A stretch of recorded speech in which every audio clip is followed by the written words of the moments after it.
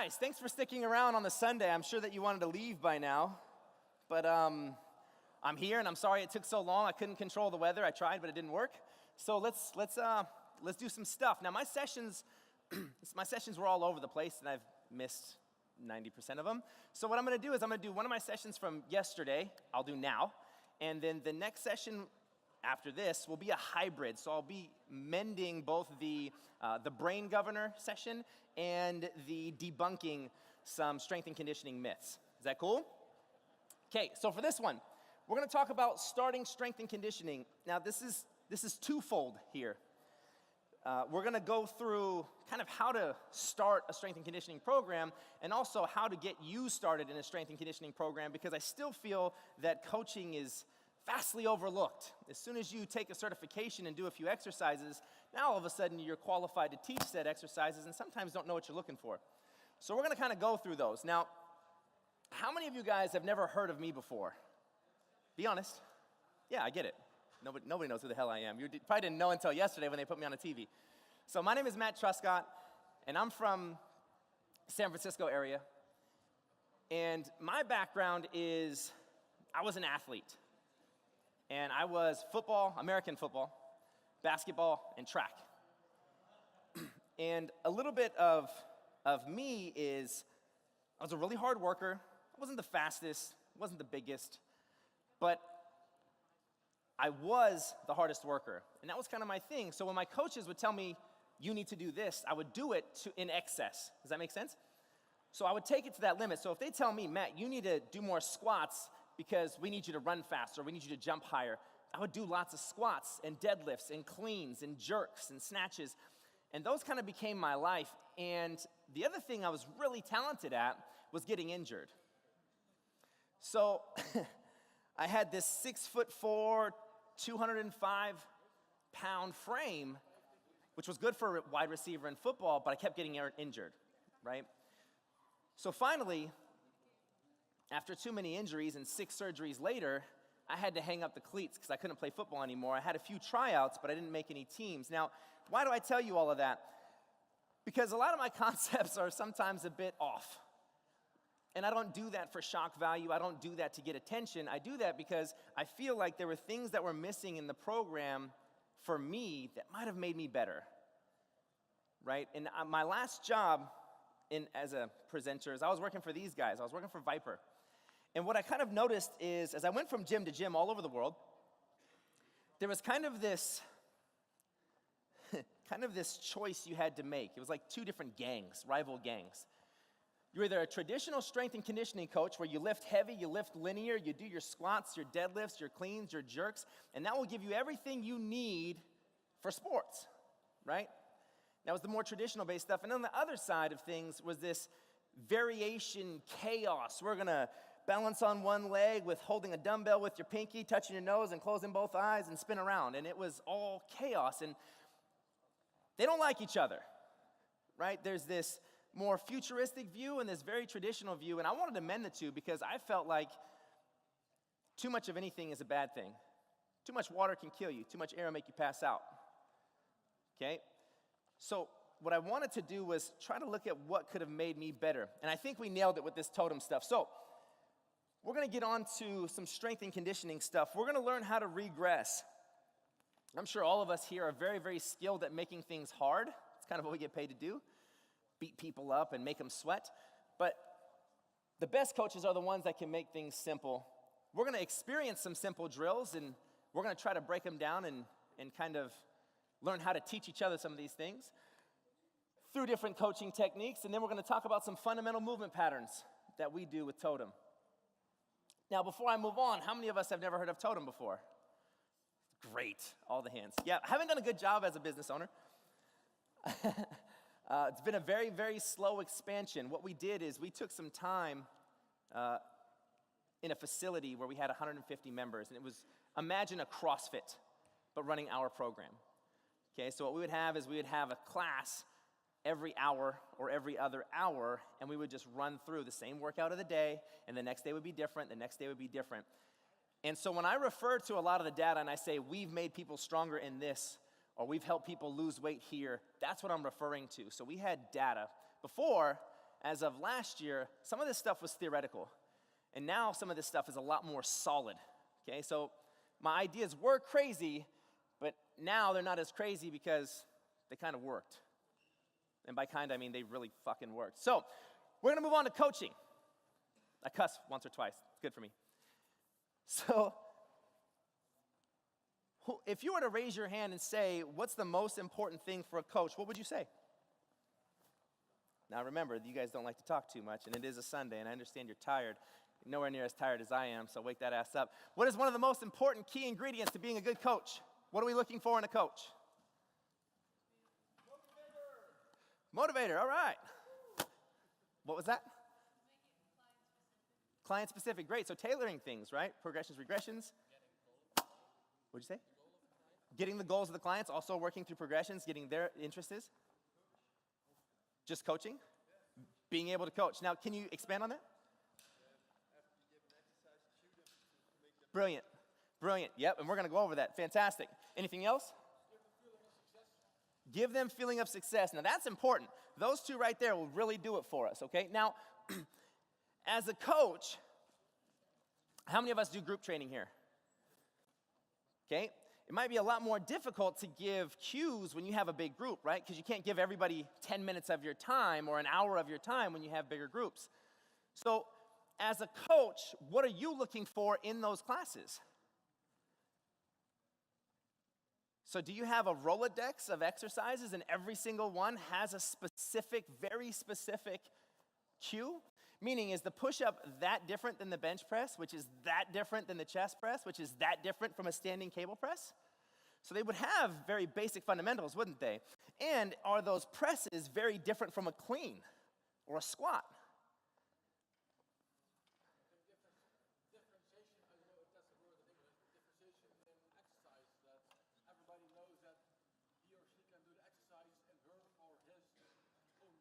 Great. Important. Very good. So, on to point 2, which is what this gentleman is saying. What is perfect form? And is that perfect form relative? We're going to discuss squats. And I think that we've kind of missed the boat with a lot of our squats. And we talked about this 2 or 3 years ago here at GTC. And we also need to know what the most important cues. Now, I asked some of you guys, how many of us work in groups? And I think that there's 3, and there are probably more different ways to explain this, but you have group fitness. Nobody snicker, because group fitness have a very difficult job. You have one-on-one training and you have group coaching. There's a difference between group fitness and group coaching. Now, group fitness has typically the largest groups. You don't believe me? Go to a Zumba convention. Don't even have enough room to breathe. Okay? And you have to figure out a way to move everybody in the same synchronized way. A lot of times to the music, there's choreography involved, and you're trying to keep people safe at the same time. It's a tough job. It's a tough job. And you don't have a lot of ability to leave said stage, come up to somebody and say, no, put your knees like this. Yeah, okay, cool. And then come back up, right? So a group fitness instructor has a lot of difficulty in what they do. Now, private, and we already know this, I'm just highlighting it because this is going to become important. 2, you have one-on-one. You get to give all of your attention to one person. You get to tailor the program to their goals, and you get to do everything for them. So it becomes a lot easier, but you can also slow down the pace for that client if they're doing a lot less than you thought they could in the session. You can speed it up if they're really excelling. However, the group coach, if you're a CrossFit coach, similar thing, where you're working with strength and conditioning exercises in a group setting is bloody hard. Now, we're going to go over a checklist as to how to introduce these things based off of these 3, because I think the group fitness professionals do a really good job of doing something called layering. Anybody familiar with layering? Okay, 2 people. It's important. It's a good one. It's a good one. Okay, because in a group setting, if you're teaching a deadlift, a squat, or a clean, you don't have a lot of time, yet it's a very technical lift. And if you make a mistake or you just overlook it and expect everybody to understand, somebody's going to get hurt. And who's the bad guy? You are. So we're going to discuss a little bit of a coaching system. Okay? And what we're going to do is we're going to kind of do this together. Now, what I want everybody to do is break up into groups of, let's say, 3 to 4-ish. So pretty much you guys at the tables or whatnot. And what I would like you to do is grab a barbell or kettlebell and also grab a Viper. And I want you to do that right now.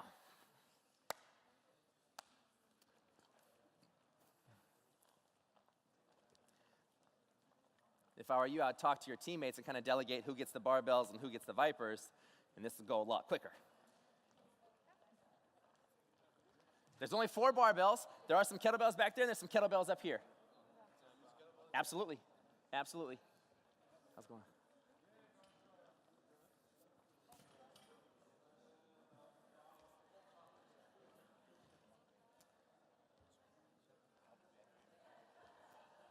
All good? Oh, go for that red one, huh?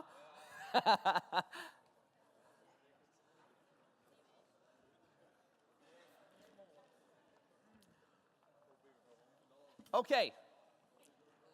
Who's feeling especially brave today? Any volunteers? Bang. All right, come on. Everybody give this guy a round of applause. What's your name? Robin. Nice to meet you, bud. All right, so what I want you to do is you have a very big group class here, okay? There's a different assortment of age, male, female, and skill levels. You don't really know that right now. This is your new job, and if you don't do a good job, you're going to get fired in this job. Okay, so what I want you to do is you have... If you make it, you're in, all right? There'll be 2 of us in this company. All right, so you have barbells, Vipers, and kettlebells. I want you to get everybody to perform a squat. Okay? Perform a squat. Yes, and you're going to have to teach them cues. Doesn't matter what kind of squat? I don't care if it's front squat, back squat, overhead squat, doesn't matter to me, but... Time's ticking. Time is ticking. All right. You have 90 seconds. Go. 90 seconds. Quick.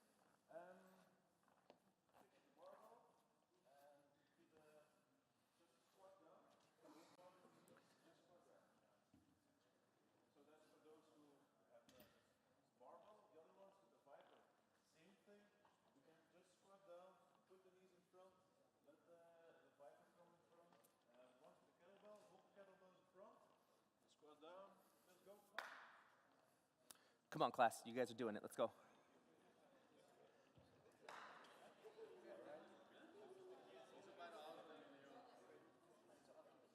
Got the heavy one, huh?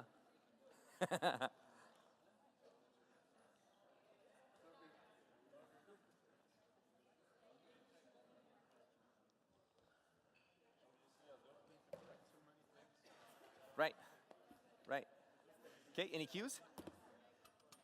So, just imagine sitting down in a chair, let your knees travel forward, keep nice and tight torso, or keep some bracing, and that's practically it for me. Under 90 seconds. Now, he got you to move. Now, how many of you guys were kind of like, oh, this is kind of boring, so I'm just going to talk? Raise your hand. I get it. Now, 1, you're a fitness professional, but 2, how many of you guys actually have that in your group classes? I had a bunch of housewives that they weren't there to work out. They were there to feel like they were kind of putting an effort into working out, but they were just trying to talk to their friends. Okay, now how do you get them to actually do the work? Now, in about 60 seconds, you got the majority of them moving, and then what I started to notice is some of them were doing it differently than others. Okay, so what I can do is, thank you very much, you did a great job. So what I would want to do is I would want to layer.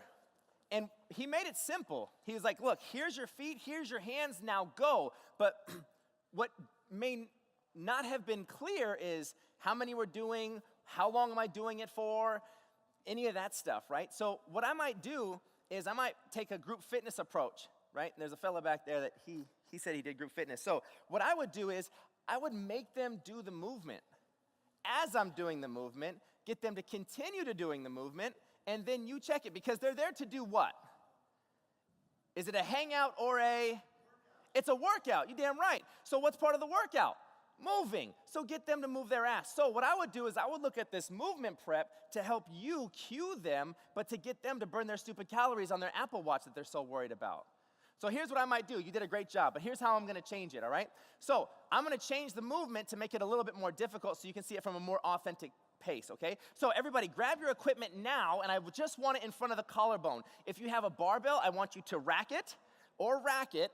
If you have a kettlebell, that's fine if it's bottoms up, or a goblet, and a Viper, I want it right here. Everybody do this now. If you don't have any equipment, put your hands here, and it's your imaginary equipment. Good, feet shoulder width apart. From that position, I want you to drop down. Don't worry about your knees going forward and backward. Just spread them, and then stand up out of that. Keep going for another 30 seconds until I see that you've got the motion. I'm waiting a few seconds. Good, make sure your shoulders are not all the way up in your ears. Keep them down, keep going. It would be helpful if you keep your abs tight in this motion and keep your head level. If you're looking down at your shoes, you're not level, you should see Perform Better experts in studio design. Ad plug, Peter, you're welcome. You're welcome. Keep going, let's go, let's move.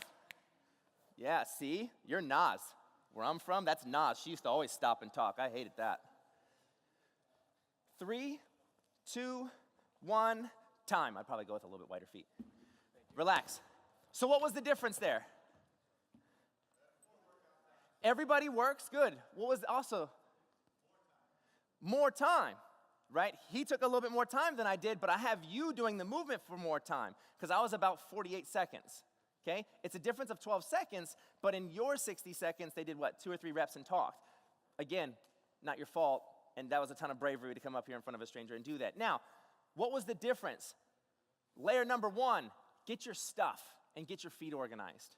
Layer number 2, spread the feet and just come down into a squat and stand up. I didn't overthink it.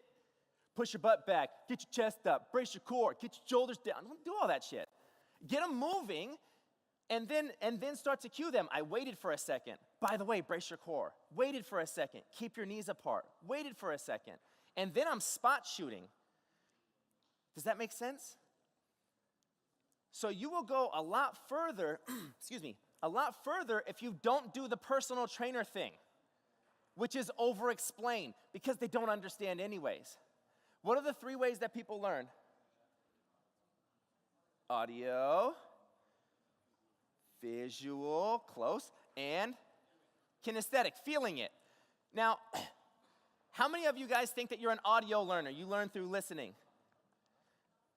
Okay, cool. That's fine. It's allowed. How many of you think you're a visual learner? Great. The kid's onto something. How many of you think you're a kinesthetic learner? You have to do it.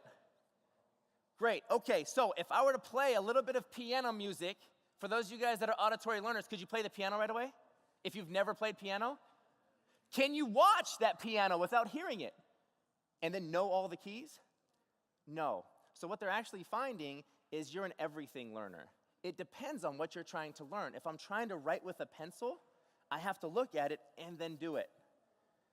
If I'm trying to learn how to be a public speaker, I have to listen and then do it. Does that make sense? So at the end of the day, what do we need them to do? Do it. They're not listening to all your cueing and all your degrees and all the books you read and all the articles you read and all the YouTubes you watched. They do not care. What am I doing? And if you don't tell me what to do and I lose my interest, I'm gonna talk to my friends. Is that cool? So this could really take us far as coaches, guys. It could really take us far, and it'll give us a lot more time for personal adjustments. Because I didn't spend so much time cueing you, I got you moving, and I could say, get your knees apart. Hey, lock these down, flex these guys, and I could walk through the room.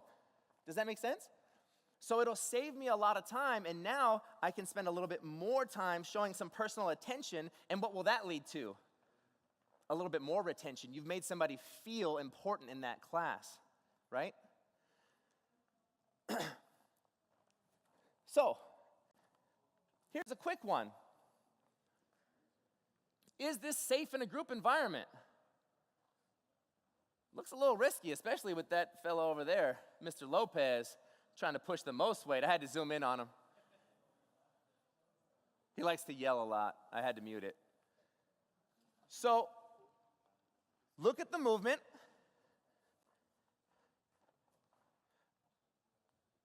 Okay, now, you've seen it, right?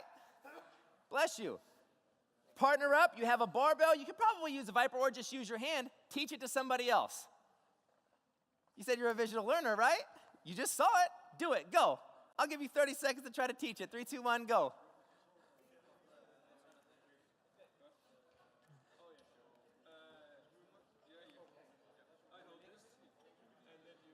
Just, you can anchor it with your foot if you like. Just put your foot there. Nice shoes, by the way. Is that fine by, is all right with the floor? If you want, grab that mat.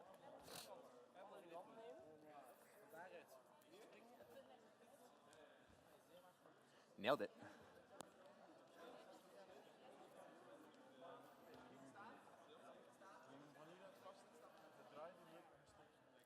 You trying to look around and cheat? Oh, it's too short. Got it, got it. You can just pretend, just pretend. Just adapt, yeah?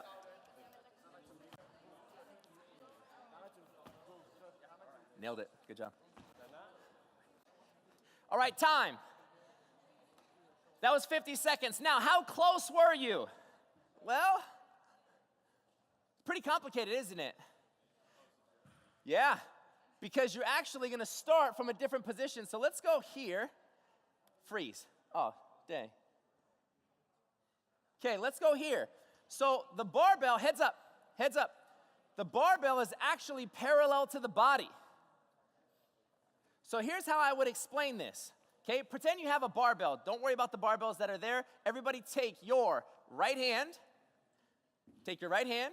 Okay, I'm gonna go left just to be the opposite of you, and put it right here at your pocket.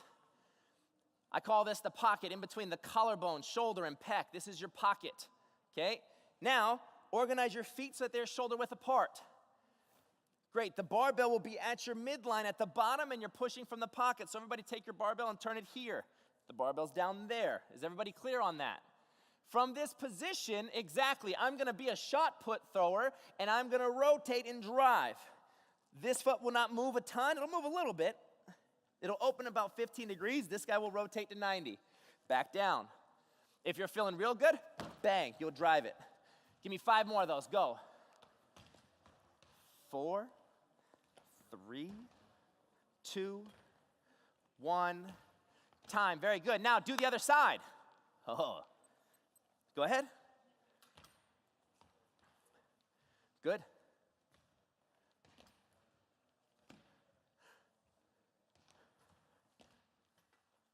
Very good. Now, if my momentum, so now this is a coaching cue because you're doing it well, but it's not exactly what I want. Everybody shift your weight to the middle, and as you drive that way, I want you to shift your weight into that direction. So it'll be here, not here. Does that make sense? Do it again. 5 seconds, going that way. 3, 2, 1, go. Your right arm, or left arm, totally fine. Good. You're gonna have a forward lean, so there's gonna be a straight line from your wrist to your ankle. 2, 1, time. See the difference in cueing? So now what could happen is, as you go through this, hey, hey, hey. As you go through this, and you're looking at it, all I really have to do is slow them down. Now, it's kind of cheating because they were getting pretty good at this movement, except for Al, because he just likes to put the most weight on it. Al always puts the most weight, and he just yells. It's good for his ego, it's fine. But you'll notice, as he adds more weight, what happens to his depth? What happens to his range of motion? It decreases. Now, he doesn't have terrible form, but he can't get down into that squat. Look at him. And he's cheating. He's facing the direction he's got to go. Freaking Al. All the time. But you have really good examples. Here, you have Kimmy. So you have some good examples of what that motion is supposed to look like. Now, because this is a starting strength session, is this good for a starter? How many say yes? How many say no? How many just really aren't sure? So, I will tell you, this young lady right here was brand new. She seems to be doing just fine. You want to know how you know she's brand new? She has no weight on her barbell. She was new also. Neither one of them had weight on their barbell. And notice, the taller one doesn't get very deep in her squat. She's not super mobile yet. So I can say one of two things. I can either say, well, it would be smarter if we work on your squat and we work on your deadlift first. Let's work on the basics. And I'm going to get into that in the next session. Or I can let her move. Because what did we say the important thing was about PT? Somebody said it over here. What's one of the most important things about PT? Why do you have a job? to get results for their goals. So for me to say, you know what, this class is too advanced for you, how about you just go to do a barbell basics class or go get a PT and do some squats? What is she gonna do? She might go do that, and then what? Never come back. So are you saying that you don't have advanced classes? Like where like Great. total newcomers and you're just like, oh, that's fine. We're doing snatches, but you're good. Great question. Okay, good. Because what I would say is this is significantly difficult, no doubt. No doubt. And what I have here, and I think she, not her, but the other one has a lighter bar. So what we would do is, perfect. Okay, so can I borrow you guys here and you gentlemen here, okay? You're gonna be a newcomer, okay? You have no idea what you're doing. You're gonna be really advanced, okay? Cool, so can you guys, he left, you cheater. All right, so we're gonna be here. Can you guys all go with your right hand? You're all gonna go this way. Can you face me? Yeah? So you guys pay attention to how this works. I want you to screw this up, okay? That's what I want you to do. All right, so from here, drop and pop. So you're gonna go through all that motion that we just did. Aren't you on the team? It's unbelievable. All right, so we're here, drop and pop, go. Now remember, this gentleman doesn't know what he's doing, so freeze for a second. What I want you to do is just take your hand here. You guys are still moving. This is a class. You're working out. It's on your Apple Watch, okay? All I want you to do is spread the feet, yeah? And just lock this in place, and can you just squat? Now remember, the barbell's coming this way, yeah? So just go ahead and squat. Does that feel okay? Yes. Is there any pain? No. Okay, good. Then can you just continue doing that for now? Okay, I want you to drive that harder. Yep. Good. I want a little bit more pop, and we're gonna add weight. Boom. So do we see how we did that there? Relax. So was this a class for everybody? It was a class for everybody that likes doing what we're doing. Okay, now if you don't like doing cleans and squats and jerks and deadlifts, then you probably shouldn't be doing CrossFit to begin with. If you don't like doing those things, don't do those things. But if you like doing those things, then you should find a good coach that's gonna allow somebody to do a dowel. You know what a dowel is? A wooden or PVC pipe that doesn't have any weight on it to help them with their deadlift while everybody else is lifting heavy. So you are gonna be a regressed version, and that's fine. Now, if you feel uncomfortable with that, like, oh, I don't get to do what everybody else is doing, then that's your ego, and that's nothing I can fix. But you're in the class, and you're one of us. Is everybody with that? So the answer to that is this advanced? Yes. Can everybody do it if the coach is good? If you can't do that, then either A, you might want to take some more coaching classes, or B, maybe it's just too big of a class. Maybe only 2 at a time, 3 at a time, 1 at a time, until you feel confident enough that you can work with bigger groups. That's what I would say. Because to me, this movement is not that hard to teach. And I had everything from 14-year-olds to seniors. And you'll see some of those seniors in the later slides. Might be the other presentation. 70 years old plus, all doing the same stuff. Is there different variations? Yeah. Some people are squatting deeper than others. Some people are pressing more weight than others, and that's the way it should be. Not everybody can sit ass to grass. Question? Nope, just stretching. Cool, all good, all good. So when we look at movement cues, and we started talking about this, we always want to go, what I like to do, and what we like to do with Totem, is go with the stance first. Why? Why cue the stance first? Where are they standing? Are they standing here? Are they here? Is it narrow? Is it offset? Why would I cue the stance before anything else? Exactly right. It's on the ground. And from there, that will influence my hip, and my hip will develop the power that I need to go in whatever angle, direction, or force output that I need, right? Next will be the grip.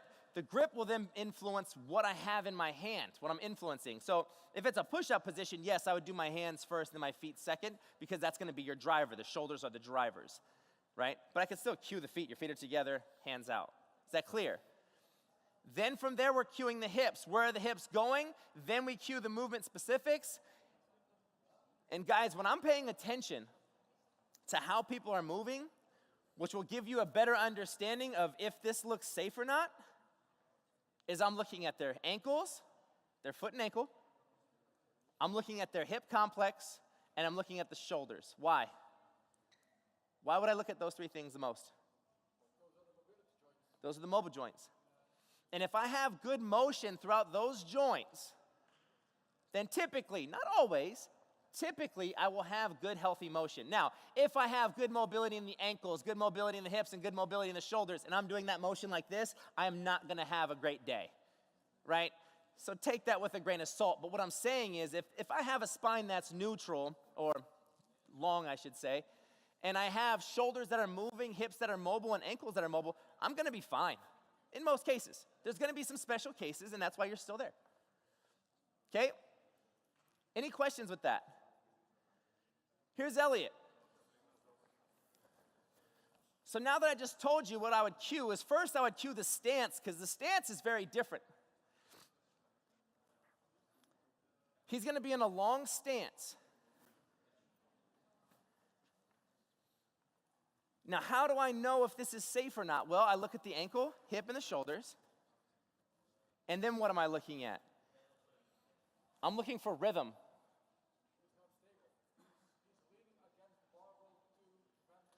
Ah, okay, so are we gonna say he's unstable? Yes?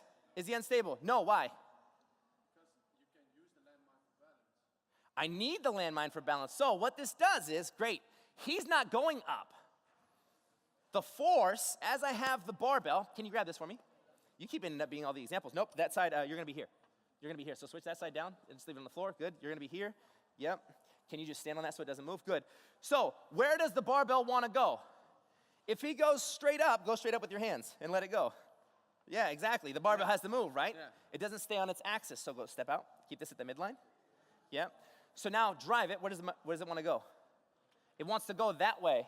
So if he keeps himself straight up and down, he's actually gonna tip. What he wants to do is drive his hips towards the barbell. Hips, opposite, that way. There you go, sassy pants. And bend the knee a little bit more. There you go. If I drive the hip here, I'm gonna be more stable, aren't I? Right, does that make sense? Now the reason for that is I'm not doing this motion with a landmine to do the same things I would do with a dumbbell or a kettlebell or a barbell. I'm not trying to go straight up. I'm trying to create a different change for the hip structure. Hey. Can I go? Yeah, it's cool. What I want to do is create different forces for the hip. Does the hip go straight up and down? Or do the muscles along that hip kind of change directions? Do they go in different ways? Yes or no? They're fan-shaped, aren't they? They're going in a variety of different directions. So are we doing the hip an injustice to not do that? How many of you guys like pushing the sled? How many of you guys push that sled sideways? Ah, some of the hands went down. Why not? We all love our booty builders with our bands here. Why not learn how to build force and push something? I don't know how many baseball players there are in here, probably zero, but if I'm going to steal second, I need to be able to do this.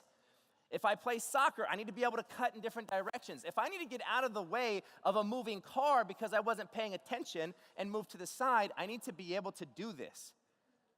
Are you with me there? So to your question, it's not a bad point in the traditional thinking, but I'm not going up, I'm going that way. So I want my hips to offset the load, bang. Because now the wrist is supported by the shoulder is supported by the opposite hip. Cool? Just different, okay? Now, does it look safe? How many think he's unsafe? Is there any hiccups in his motion? Pretty good, right? It's pretty smooth for the most part, okay? Are there any questions on that? How many of you guys just really want to do it? Go ahead, grab it, go ahead, you can do it. So as you're going through that motion, I'll teach it really quick. So if you guys want to feel it, you can go ahead and do that even if you don't have a barbell. Yep, you'll be in a long stance. Now the barbell, when you start, would have been at your midline. I just take that leg, drive them back. I don't want to bring it narrow because that will make me off balance. I keep that width. Barbell will be just inside the knee. And then from there, I drop and pop. Good. Keep the barbell close to the body. Yep. Good. Keep that elbow high, snap through here. Brilliant. A little more aggressive, drive it. Good. Notice the hip shift. It's subtle, but he's got a hip shift there. Big old tree trunk legs, too. Good. You want to let somebody else try or no? Okay, it's fine. Does anybody else want to try? You don't have to do it in front of everybody. Okay. Now, we call this a long stance lateral snatch. Is this for beginners? Maybe, maybe not. What I'd probably do is if they can't do all that, which I probably wouldn't even try that, what would I do first? Any guesses? Potentially? Potentially, yep. But if I want to get him used to moving momentum to the side, what would I want to do? High pull. This is a snatch. So go through your snatch progressions. What's the first thing I need to be able to do in a snatch? I don't know. Can I pick the barbell up from here? Great. Can I overhead squat here? Because there's the start and this is the finish. If I can't do those two things, I'm going to be in trouble. Right? So first, I would just have them pull. Can I have you stand on that, buddy? Thank you. I would just have him pull. Can you do this and get used to feeling that load going in the opposite direction instead of straight up and down? Number two, I would get this guy up here to see if he can even stabilize it. And then I might give myself some squats here. Get him used to feeling this motion. Once he does that, great. Can you give me a shrug? Yes. Can you get up onto the toes? Yes. Can you give me a high pull? Yes. Can you turn it over? Yes. Can you do all that again here? So can you even do this? Yes. Can I do this guy? Yes. Can I do the high pull? Or sorry, the shrug, high pull, snap. Same exact thing as you have done in your Olympic lifting. No different. So that's what we're talking about with regressions. Is this a beginner movement now? Yeah, I just don't know what layer yet. Take him to the layer that he can go. Fortunately for me, he's a little stiff, but he's pretty fucking strong and he moves well. He's just a little stiff in the ankles, which is hard to see at first, but when he gets under some heavy squats, he gets a little bit shifty. Are there any questions on that? Okay, great. What I want you to do is split up. Split up into pairs, groups of two. Let's do this now, hurry up. If you don't want to participate, that's fine. It's gonna be a really hard, fun workout. Just kidding, that was a lie. We're not gonna do that. Okay, when you have your partner, I want one of you guys to raise your hand. Just one of them, hold it up, hold it up.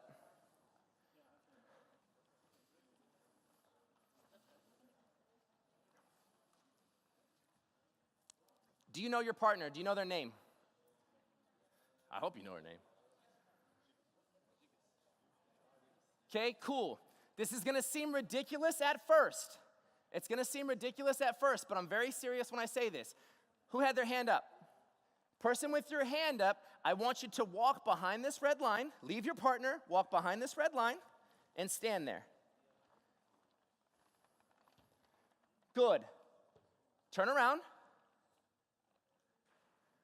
Plug your ears. You guys that are here, we're gonna find out if you really paid attention, if you know how to layer, and if you know how to be a good coach. So here's the deal. I want you to find a line. Now. Yep. Stand to the side of it. So this blue line is my line. Got it? Mr. Yeah, buddy, tell them to hold their ears quiet. You don't let them, just do this. Yeah, tell them shut up. Don't speak either, tell them. All right, so take your outside leg, cross it over. Over the line. Yeah, replace, pick it up. Good. 1, 2, 3. 1, 2, 3. 1, 2, 3. 1, 2, 3. 1, 2, 3. 1, 2, 3. 1, 2, 3. Got it? Great. Time. Let them in. Guys, come back over here. Your coach is going to teach you something, and if they layered it at all, you'll do a good job. You guys have 40 seconds to do so. Let's see how this goes. 3, 2, 1, go.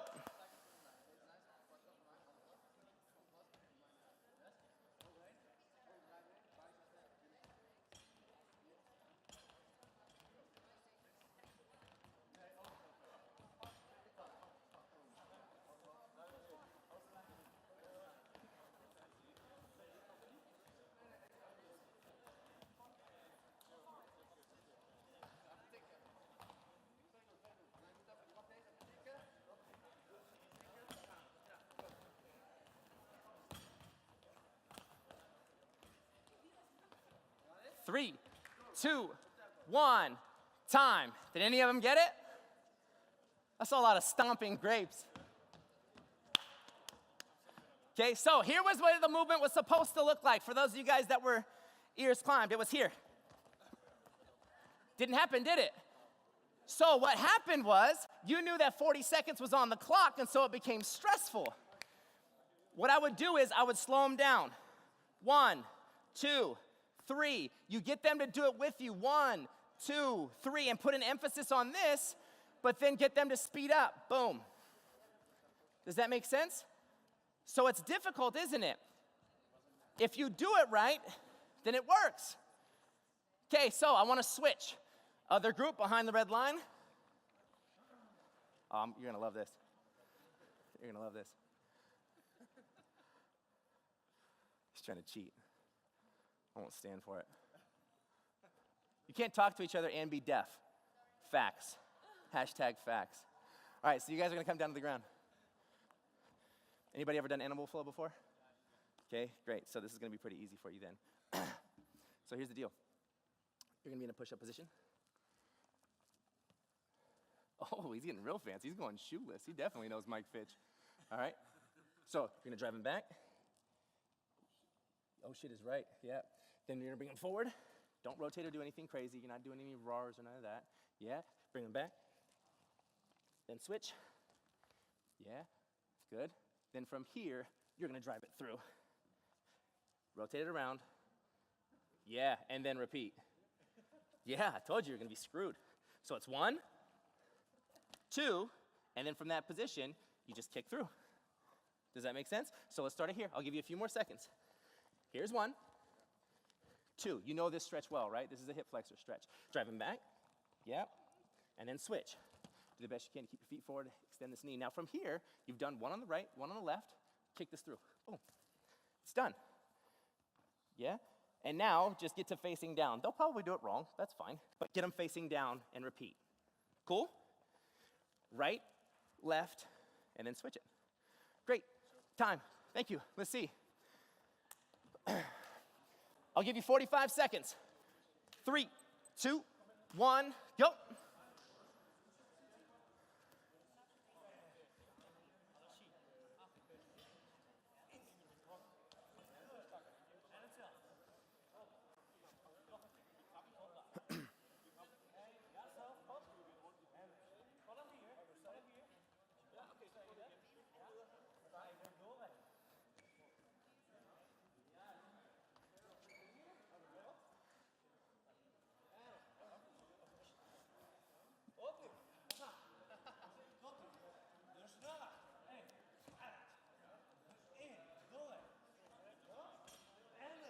Nice. Keep it going, keep it going, keep it going. Keep it going. That's good. 3, 2, 1. Time. Very nice. Relax, relax, relax, relax. Good. Now, quick question. In that movement, was there a very high risk associated? Like, was there a very high risk for injury? Not a ton, right?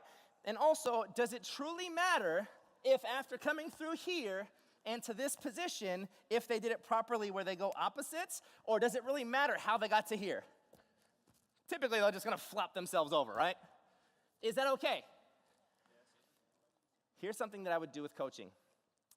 If it's not gonna, in a group setting, PT is completely different, stop them as you want them to do something. But in a group setting, if it's not gonna hurt them, screw it, okay? Otherwise, listen, most of them aren't gonna get it right. Most of them aren't gonna get it right because you're not working with movers. Who are you working with? Common people. What, the peasants? Give me a break. No, people that aren't known for moving, right? They're more cerebral people. They're thinkers. They're sitters. And they're either working on the computer, sitting in business meetings. They might be sitting at home. I don't know what they're doing. Even if they're a teacher, there's still some elements of non-moving, right? There's some moving around, walking and stuff like that, but it's not like they're moving, pressing their bodies to the limit. And I'm not disrespecting teachers. Americans, we have very underpaid teachers. I think it's a very different situation over here. But anyways, the point is, they're not what you are, right? And because of that, it might be a little bit more difficult for you to teach them things. Is that their fault? Not really. It's their fault for picking that career, but so what? So what? They get to pay you off of that career. So my point in saying that is it really necessary to continue to say, no, no, no? Because what are they hearing? I suck. I'm really terrible. Wow, I'm not cut out for this. You know what I'm saying? So like we said earlier, you're there to help not only motivate them, but to give them awesome points. Like, oh, I did it. I'm awesome. Oh, I'm a little bit stronger on my deadlift. I'm awesome. Does that make sense? So you're not just a motivator, you are a gateway to their acceptance in this whole fitness thing, if that makes sense. So we still use, when I say we, I mean the totem programming, we still use the very traditional lifts. And if somebody were to ask me, like, in the fitness industry, what is it that your program does? Is we use the traditional lifts, squats, deadlifts, cleans, jerks, snatches, your traditional non-loaded lifts, like the push-up, the pull-up. We use those things to then kind of three-dimensionalize them. So we've already done a lateral snatch today. We've done a medial jerk today. That's a jerk. A jerk is here and here. The jerk we did today is here to here. But what we're doing is we're causing different body-wide tension, body-wide power, and body-wide stiffness at end range to create a different response. Different neural response, different musculoskeletal response, different fascial response. Is that important? And again, the reason that I've come to this, and I'm not the only one doing it. Let's face it. Am I the only one to ever lift something in a different direction? No. All I did was create a system. Same as CrossFit. They didn't invent one thing except for names to workouts that already existed. All right? And I'm not faulting them for that. You took Olympic lifting, you took circuit training, you put them together, and it's awesome. It's $1 billion business. Good for them. I'm not hating on CrossFit. But I'm not going to sit here and say that we're the first ones to ever move something in a different direction. But I feel like there's, God, I hope they hurt each other.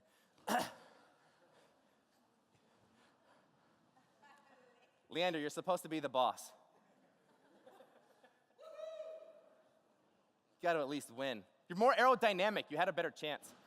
It's your bald head. All right, so that was a bald joke. You can laugh at that later. So what I am saying here is I like to make things a little bit more complicated so that way the other things become easier. How many of us played sports? Did your coaches make practice easy or hard? Hard. Have you ever thrown up at practice? I'm not saying that's a good idea, but that was your coach pushing you, weren't they?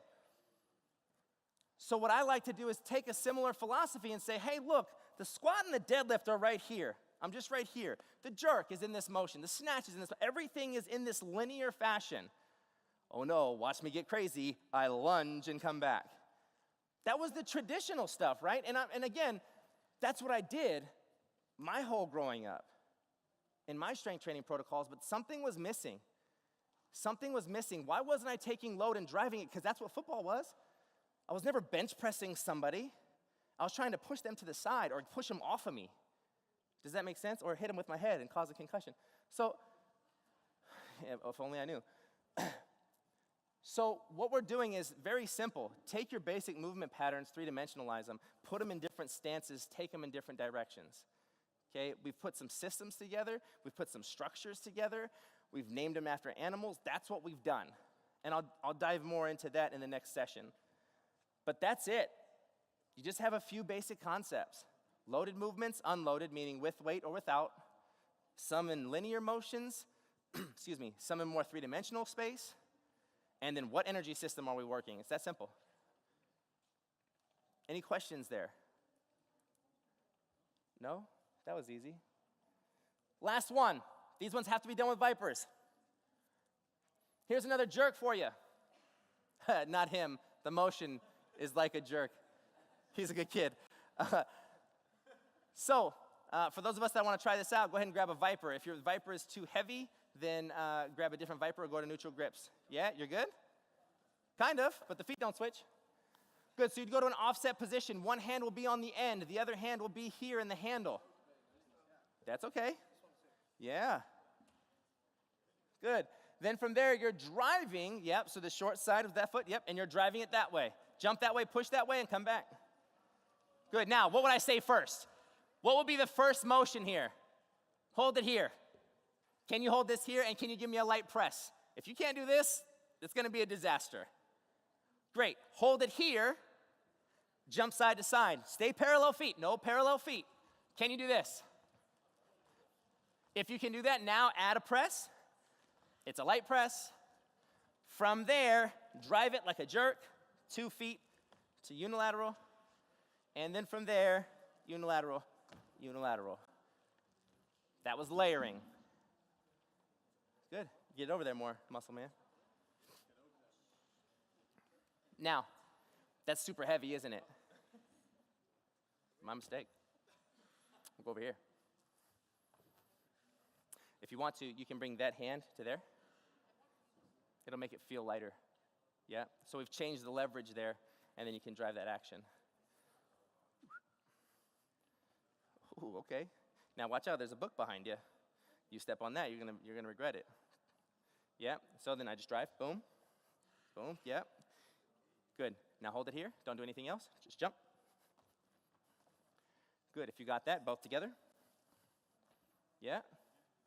Good, start to take that right leg back. Yeah. And then come back together, good. And then if you're feeling really good, you're here, bang.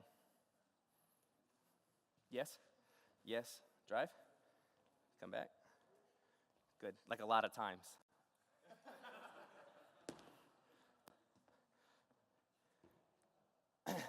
Are there any questions there? No questions? Does anybody disagree here? No disagreements? Everybody's looking down like, yeah, I disagree, but I don't really want to put a lot of effort in. It's Sunday. Forget this guy. Into a system? That's a broad question, but I'll do my best. So what we would look at is what we were doing in our last facility in San Jose with our bigger groups is I don't have the ability to say, I'm going to do this for you and this for you and this, right? So everybody's doing the same program. So, right. So, exactly. So what's going to make these people better? So you would look at what energy system / attribute are we trying to work? Strength, power, what energy system are we trying to build? And then we'll look at some skills. Like this month, I want to work on strength and I want to work on pull-ups. So then that would help influence the things that I want to do. Then as I'm writing it down through Monday, Wednesday, Friday, those will be like my strength days. And then your Tuesday, Thursday might be either a neural day or a recovery day, or it could be a circuit training day. We're trying to get the heart rate up. Metabolic day, I guess you could say. And in the 4 to 6 weeks, you'd also have things that would influence pulling down. So you'd be dragging things or you'd be doing pull-ups, right? So you look at how many are loaded, how many are not, how many are getting them to move in different directions. And then you just put it together. Does that answer your question? I know that's very vague. It's very vague, but then I would do that. And an easy way to see if you got better or not is to test, within the first week. If the pull-ups is the thing that you're testing, you can do multiple things. You can do like pull-ups and squats. Or if you wanted to do the lateral snatch, you wanted to test that movement, you can. And then at the end of the 4 to 6 weeks, you would test it again. See if you have a better response. Yep. And what we noticed is, if I can do a whole bunch of complicated things like practice would be, you'd make practice hard so the games become easier. If I can snatch in this direction and here and taking a viper and driving it in different angles, if I can do all of that, then picking a bar up straight up and down, as long as I still work my mobility and still work on the squats and other things, I'll be fine. If anything, I will be the same or better. Nobody got worse. And how many of that is a valid concern, especially with your athletes? You're afraid of changing their program to anything else because you don't want them to get worse, right? You're going to trust this whole Matt guy that you've never heard of with a brand that you might not even like yet, and you're going to trust your athletes with this guy, and he's going to make my athletes worse. They're going to get slower, and they're going to get weaker. That would be a massive concern, right? What we noticed is even if we weren't working on something, they stayed the same. So if we tested squat and we hadn't tested it for a while, we retested, they had just stayed the same. But we worked on other things like pull-ups, mobility drills, different lateral snatches. That's actually a good thing if you don't lose strength, isn't it? That was my biggest fear as a football player. Every time we would change to a new coach or a new system is, am I going to get weaker? If I can still bang out 100 kilos 10 times, fine. But if I go to 9, that's a tragedy. If I go to 11, okay, cool. But 9, no good. Does that make sense? Did you have a question? Okay. Can you give me a variation from bench press exercise to like a multi-plate exercise? Yeah, great. So, how are we going to do this? No bands. So can you come here? So, I'll be completely honest with you guys. I don't like the bench press much. I think it's great for isolating the chest, but in anything other than bench press competitions, it doesn't really show a true turnover. And this is why the NFL is stupid, because this weekend they have the NFL Combine. They're testing these kids. They're going to bang out 10, 20, 30, 40 repetitions at 225 pounds, 100 kilos, and then 9 times out of 10, that guy stays in the NFL for 2 to 3 years. But he will get drafted in the first round 9 out of 10 times. It's stupid. It doesn't tell you anything. Can you go to a bench press position? Just hold your hands up here. No, just stay right here. There you go, muscle man. How am I teaching my hips anything by loading through the scap here? I'm the bench, and I'm loading through the scap. Is that going to really help me in driving? Because what's going to help me standing up? Loading through here or loading through here? If my car breaks down, I'm not pushing the car. No, I'm not doing that. That's stupid. That's stupid. I need to use my hips, and I need to drive it. Now, in a sport, I need to be able to drive multi-planes, right? So that's why I would go through multi-plane presses. Jesus Christ, jet lag's kicking in. So kick this leg back, please. Long stance, almost similar to what he's doing. If I had 2 cables, I can drive them straight forward. So you just go to my hands. Just imagine it's hard. Oh, it's so hard. Okay, drive them forward, good. Now, take one down and one up. Bring them back. Both back. Just go to my hands. Boom. Good, back. Now, you've probably seen this before, right? Nothing amazing. But as you do that, now switch the feet. Continue that pattern. And what I want you to do is not change this. So you're going to be here, here, here. So continue to move, okay? If you're uncoordinated, we're all going to know that you're just a bench presser and that you're screwing up. Yep. Good. Now, freeze. I want you to turn that foot. Outward? That way. More. Good. Now, is that a different press?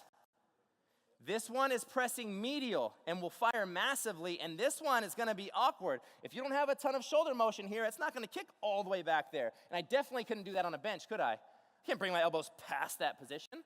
So now, continue doing what you're doing. Press. Good. And should I change or not? Damn right you should change. Sucker, let's go. Absolutely. So you be me. Stand here and give me different directions with the hands. Yep, ready?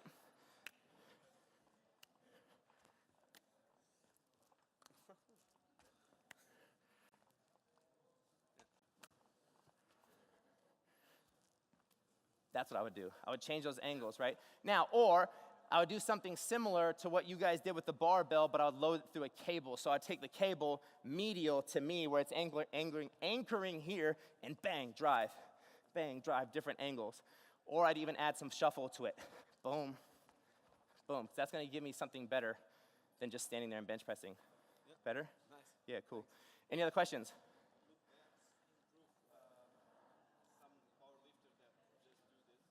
Good question. So the question is, did you guys hear that? The question was, would that benefit a power lifter that just does bench press? On one hand, I want to say yes, but on the other hand, I don't truly know because I've never had that experience. I don't have any professional bench pressers. So here's what I would say. If I do too much of anything, is it a good thing or a bad thing? What happens to our runners if all they do is run? Injury. What happens to our bodybuilders if all they do is curl and bench press and don't do anything else? What do they get? Torn biceps, torn pecs. If all I do is CrossFit all the time and I don't do anything else, what do I do? It doesn't matter if it's endurance, if it's lifting, if it's yoga. I've seen yoga people hurt themselves because they get too mobile, because they don't want to lift. Too much of anything is a bad thing. So what I would say is, if I had a year-long program and I want to do that three-dimensional stuff, maybe 10%. 15 at most, because at the end of the day, they need to lift super heavy. And will they be able to make it challenging in this? Yes. Ideally, I want them to be able to get into this position, because then that would be a lot easier when they're just getting to here, right? So if I can create mobility enough that they can create power at this end range, bloody hell, that's great. But I'm not going to switch their program and make them do that 90% of the time, because I don't know enough about this, and I'm just going to be honest. I haven't had any studies with a power lifter like that. I don't know what that would do. So I would keep it very minimal. But I can tell you, I need to get them to move in different directions for longevity and for force output, yeah. Yeah, cool. I hope that helps. Any other questions? No, cool. I'm going to wrap this up. Wrap it up, B. Oh, because I think I'm like, am I over? Oh, okay, good. Got 10 minutes. Great. Never mind. We can talk forever. So, before I wrap this up, a few things. One, sorry again that I was so late. It's something I couldn't control. I don't know how to fly airplanes, otherwise I would have did it myself. But what we want to do, Leander and I spoke, is what we want to do is try to give you guys a little bit more. If there was other sessions that you wanted to see, I'm going to turn them into PDF ebooks that you guys can have. I'm also going to have some ebooks for you guys as delegates that we haven't sent out to anybody else just yet, so you're going to be the first ones to get them. I'm also not really sure what we're going to do. I think we're going to have a few interviews that you guys can tune into live to help get some more questions or anything. So if you have any questions for me that I can get to you, oh, my email's not up there. That's awesome. Those are just our social medias. This is just me promoting. All right, that's the Facebook and the Instagram. If you want to get a hold of me, you can write this down. It is, oh, there's a pen. Is there a pen? Dang, he used all of them? Perry. Mail, M-A-I-L. Truscott, T-R-U-S-C-O-T-T, @gmail.com.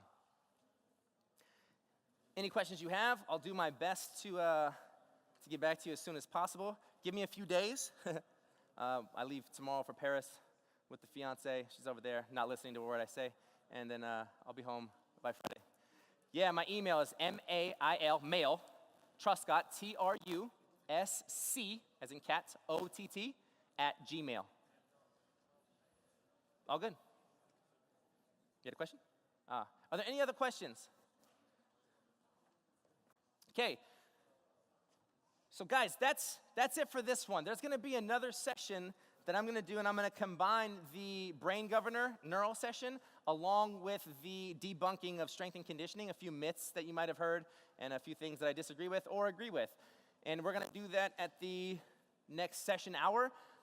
Otherwise, I'm going to stay here and hang out if you have any questions that you didn't want to ask out loud. And other than that, guys, thanks for your time. I appreciate it. Yeah, cool.